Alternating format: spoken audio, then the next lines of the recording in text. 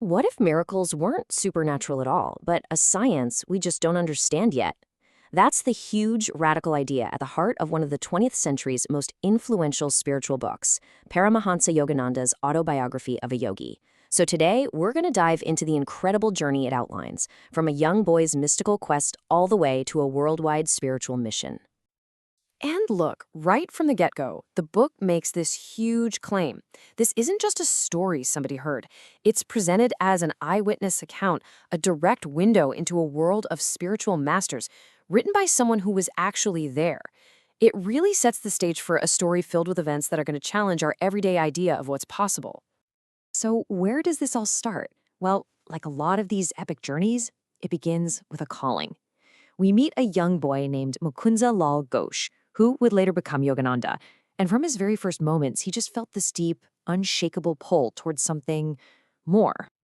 And you gotta understand, this wasn't just some kid's daydream. The book describes it as this powerful, driving force in his life. It was like an inner compass, a deep-seated memory of a life of spiritual seeking that he felt he had to get back to. And that feeling, it pretty much shaped his entire childhood. This right here was a huge turning point.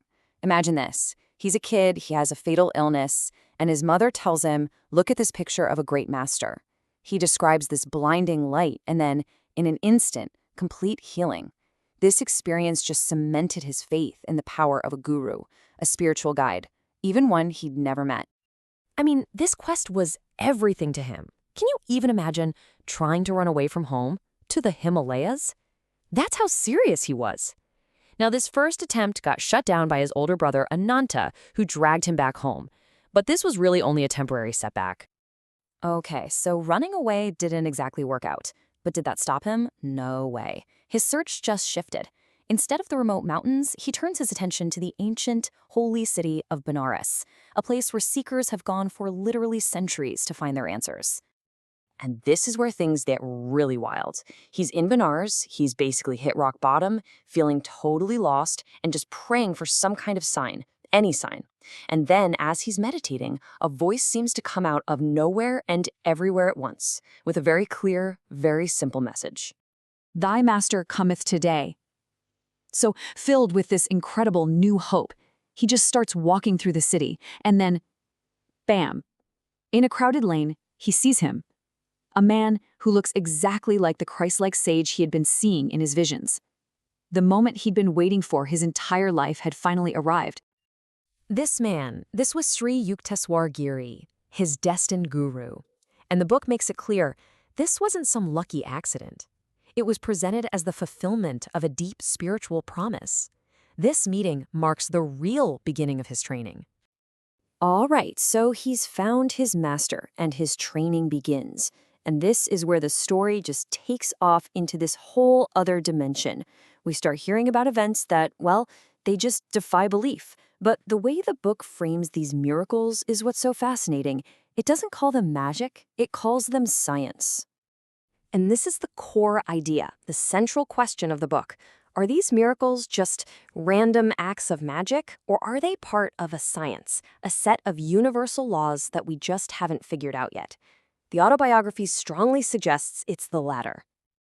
I mean, he's meeting saints like Swami Pranabananda, who could apparently create a second physical body out of thin air and be in two places at the exact same time. Think about that for a second. Imagine talking to someone only to find out their body is also miles away having a totally different conversation. That's the world we're diving into here. But maybe the most mind-blowing example is this woman, Giri Bala, a yogi who lived without any food or drink. And listen, this isn't just some legend passed down through the grapevine. Her case was actually investigated, and she lived her whole life surrounded by family who swore it was true. 0 meals since 1880.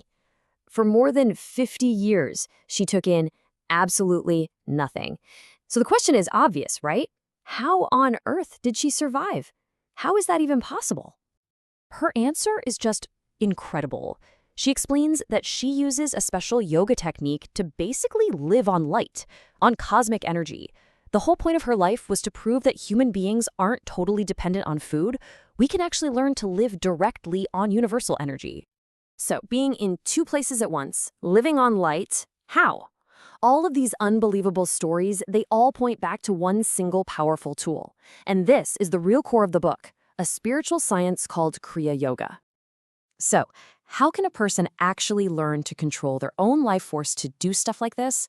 Well, according to Yogananda's entire lineage of masters, the answer lies in this ancient, almost lost sacred technique. So what is Kriya Yoga? It's described as a scientific technique that works directly with the energy flowing through your spine. The idea is that it purifies the body and blood with extra oxygen, calms the mind, and basically puts you on a spiritual superhighway, rapidly speeding up your personal evolution. And how does it work? Well, by mastering the technique, you learn to control your life force using your breath. You calm everything down, release that energy from being tied up in your senses, and eventually you can reach this state called samadhi, an incredible, blissful state of super conscious perception where you directly feel your oneness with the universe. But here's the twist. He doesn't just learn all of this and then go live in a cave for the rest of his life. His training wasn't just for him. It all leads up to a mission: to take this ancient science from the East and share it with the West. And this mission, it played out over decades. You can see he comes to America in 1920 for a big religious conference. By 25, he's setting up a permanent headquarters in Los Angeles. He even goes back to India and meets with people like Mahatma Gandhi. And it all builds up to 1946 when he finally publishes the book we're talking about, the key to sharing this message with millions. And that book, well, it became an absolute spiritual classic. It really opened the door for millions in the West to ideas like yoga and meditation, not just as something to believe in, but as a practical, scientific system for getting direct, personal experience of the divine. And that's really the big idea the book leaves you with. It poses this provocative question: could these ancient techniques actually be scientific solutions for our very modern problems and anxieties? It suggests that the path to real inner peace isn't just about what you believe, it's a science, just waiting for us to explore it.